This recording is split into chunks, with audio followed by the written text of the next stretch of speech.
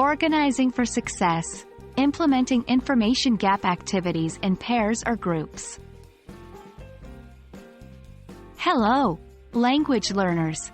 Today, we're going to dive into a crucial aspect of your English learning journey, information gap activities. Particularly, we'll focus on how to organize students into pairs or groups to effectively carry out these activities. Get ready to unlock the power of collaboration and communication. Information gap activities are tasks in which each participant is given different pieces of information. The goal is to communicate effectively to fill in the gaps in their knowledge. They're excellent tools to promote genuine conversation and teamwork, and they are particularly beneficial in language learning contexts. Working in pairs or groups not only breaks the monotony of individual learning, but also stimulates real-life communication. By sharing and exchanging information, students are challenged to use their language skills in a more authentic and interactive way. Pairing students is a straightforward method for information gap activities. It creates a comfortable environment for interaction and allows for direct and focused communication.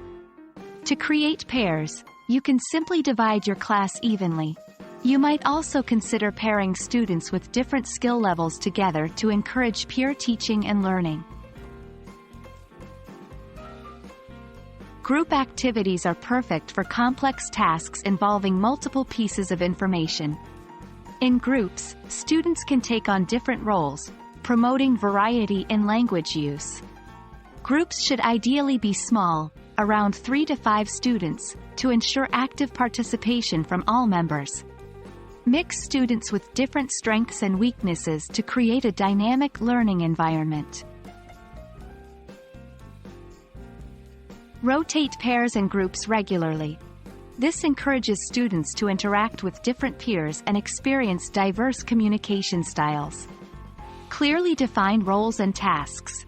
Ensure everyone understands what's expected of them. Monitor and provide feedback. Pay attention to group dynamics and language use, and step in when necessary. Foster a supportive environment.